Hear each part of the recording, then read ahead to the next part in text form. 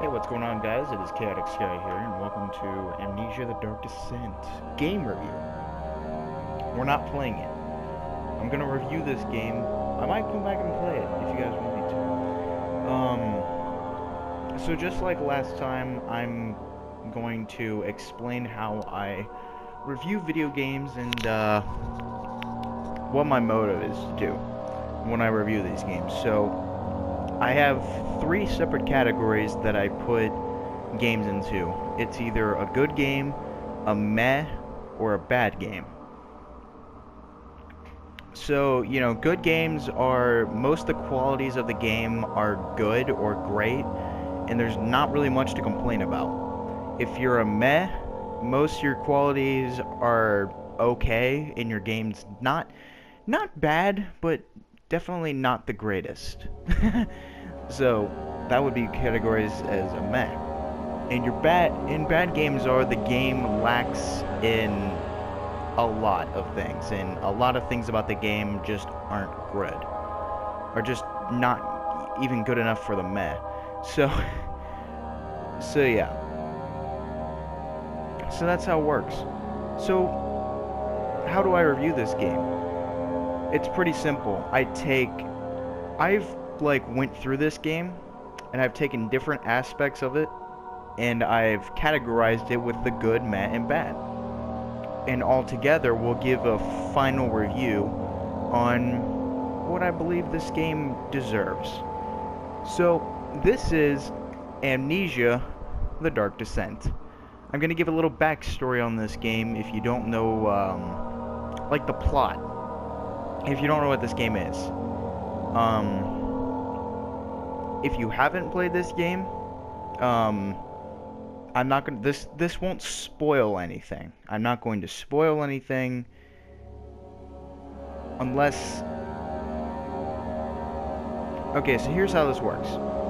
Most of the time I will not be spoiling a game, but I will give you a little spoiler warning in case I do say something that would really give you an idea of what the game is about or something that happens in it.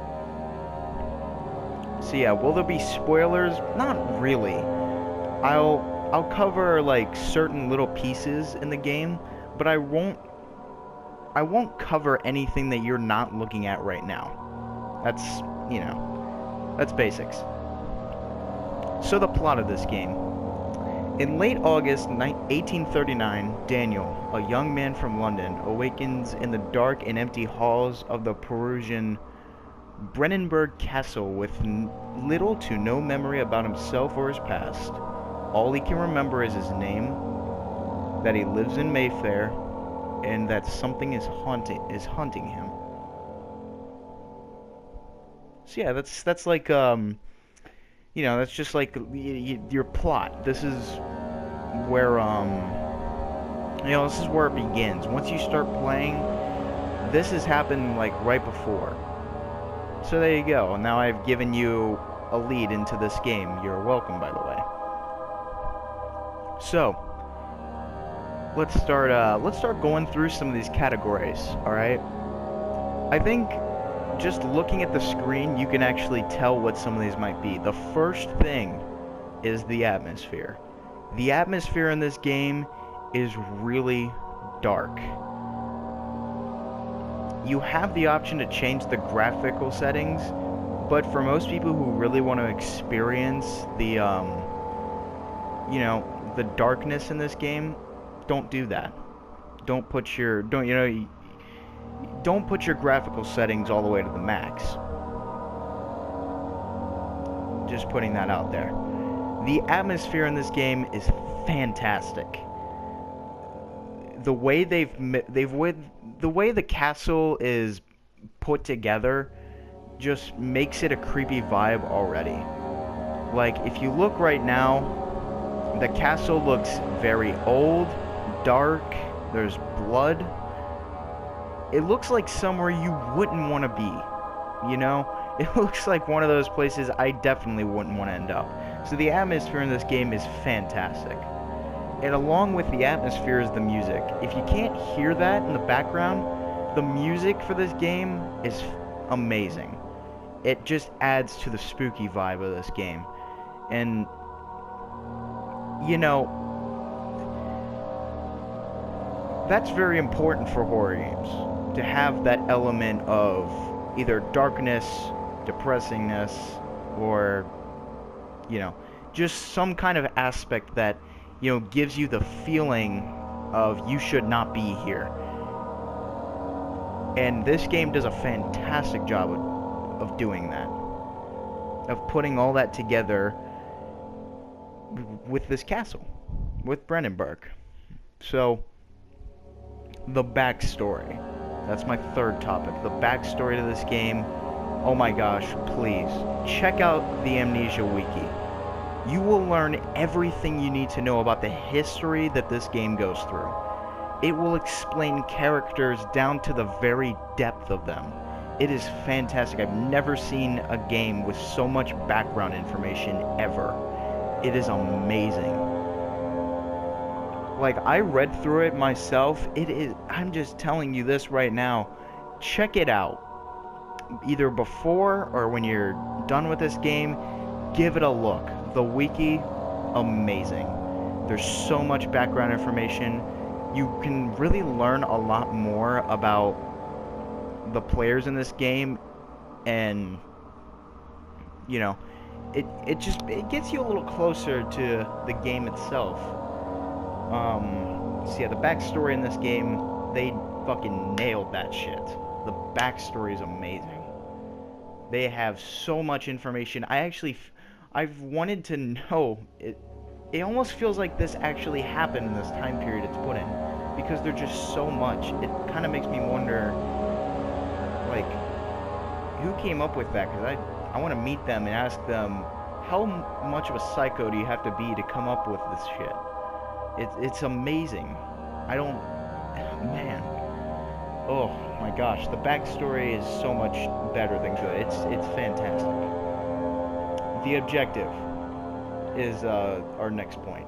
The objective in this game is it's fairly simple, but the objective is simple. Figure out who you are and get the fuck out of the castle and kill Alexander. It's basically simple. I'm not spoiling anything that you wouldn't already know. I'm not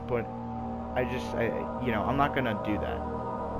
But, you know, your main objective in this game is you need to get the fuck out. That's the main objective. Get through here, do what you have to do, and fucking leave. So, there. Is that a spoiler? Is that a spoiler? I'm not sure. Quote unquote, the spoiler warning.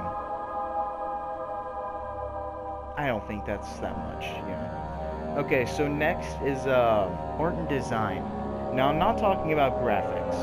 I'll get into that. That's a completely different thing. The art and design is the torture devices that are in the game. Yeah, I guess this is pretty much a spoiler. The way the castle is made,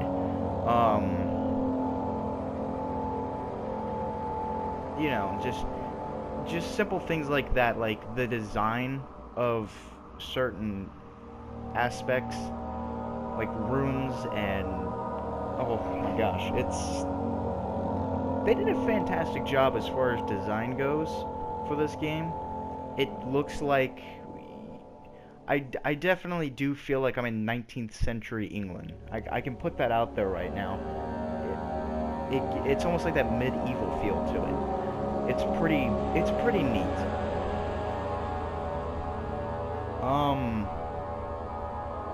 Character development. So in this game, you are a character named Daniel.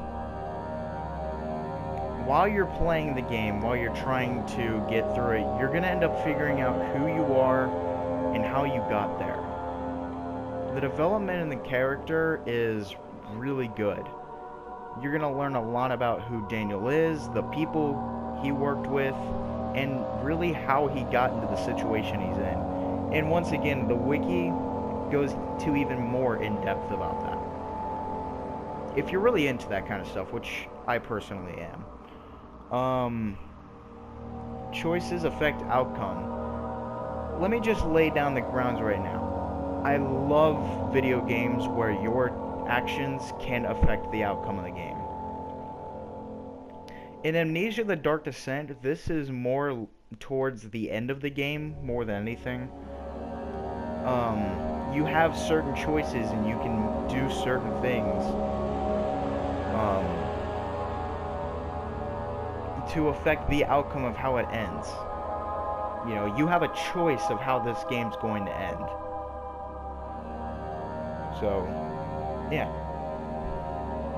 I think that's pretty simple. I mean,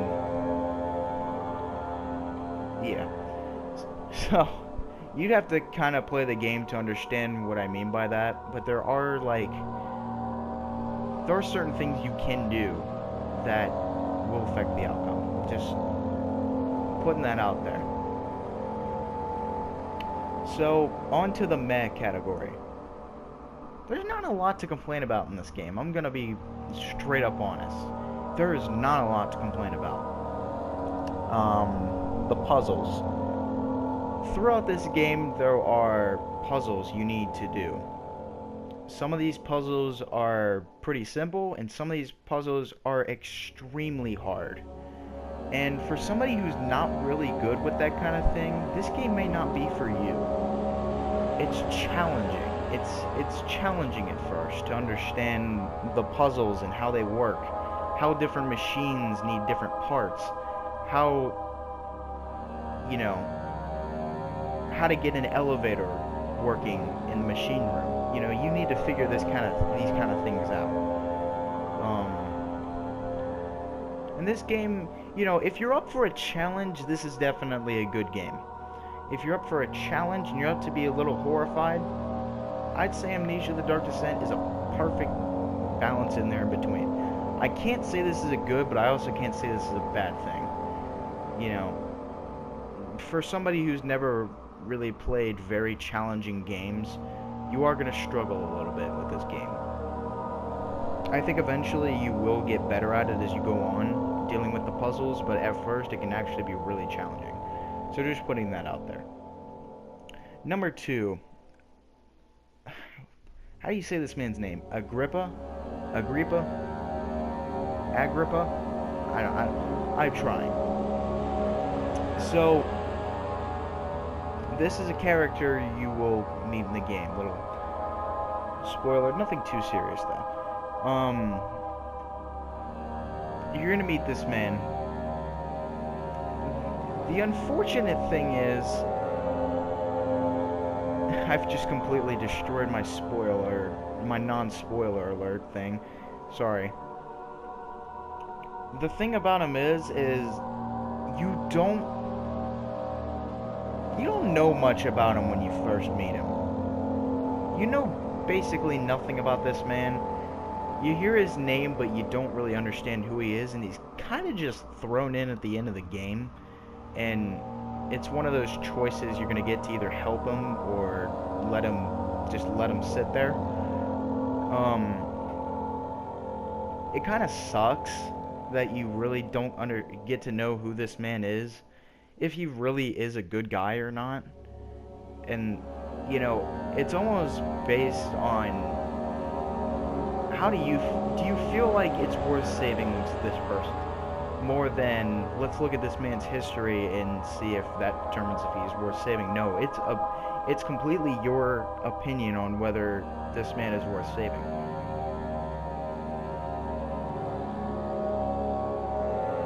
So, you know, you hear his name, you hear his voice every once in a while, but you don't really get to know who he is. The Wiki's good at doing that, though. You will understand who he is through that. But beyond that, he's kind of just thrown into the game to continue it. You know, to complete his puzzle thing and let you go on. He's almost like a guide, but he's not. But most guides are put in, like, the beginning to help. This man's just thrown in there. And it kind of sucks that he's not there to guide you through other things. Not saying this game is extremely hard or that I'm terrible at it. because I've already completed it quite a few times, actually. But if you're gonna have a guide, why not have him, like, I don't know, can we know a little more about this character? Anyways, I'm just rambling on at this point. Number 3 is, I kind of had to dig deep to find some of these bad things, because not much. Number 3 is, number 3 is graphics, and listen, I was very lenient on this. The graphics in this game are bad, but I didn't put this in the bad category because this game was made in 2010. So I can't really blame them for this. I feel like there were better graphic games in 2010, but I can't necessarily blame them for this because of the time period that this game was put out into the public, and you know what they had, you know, and what frictional games had to work with. I can't necessarily blame them for that, but at the same time, the graphics aren't good, so you kind of have to throw that into the meh category just for balancing purposes. So, yeah. This is going to be a shocker. We're on to the bad category, but we're really not, because I didn't find anything in this game I seriously had a disliking towards. Some of the things in these, you know, a couple of the things like the puzzles and Agrippa and the graphics, you know, they might be like annoying or kind of disappointing, but they're not huge issues. They're not, you know, they're issues that are very simple to deal with. It's not like a head-scratching issue or just like, why is this in the game? No. They're just like, okay. Well, yeah, sure.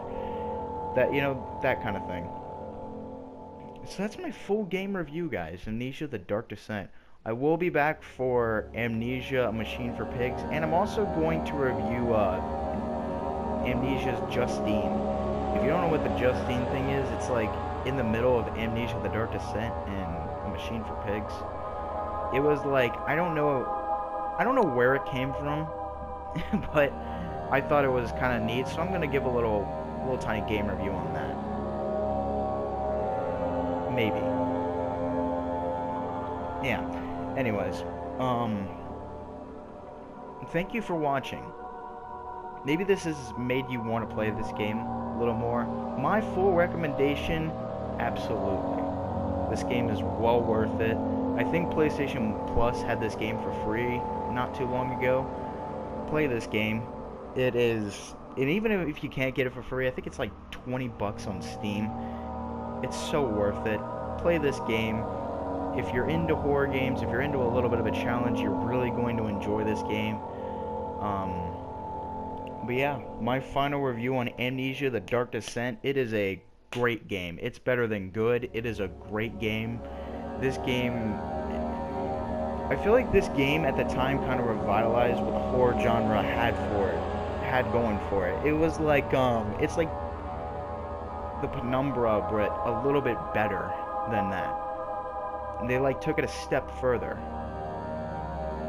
So, yeah. That's Amnesia: The Dark Descent, folks. I will be back not too long to review Amnesia's A Machine for Pigs. That is the third game they made. I'm skipping the second for now. I might go back and review that later. But yeah, this was Amnesia: The Dark Descent. I'm really happy I made this video. My name is Chaotic Sky, and thanks for joining me on the game review.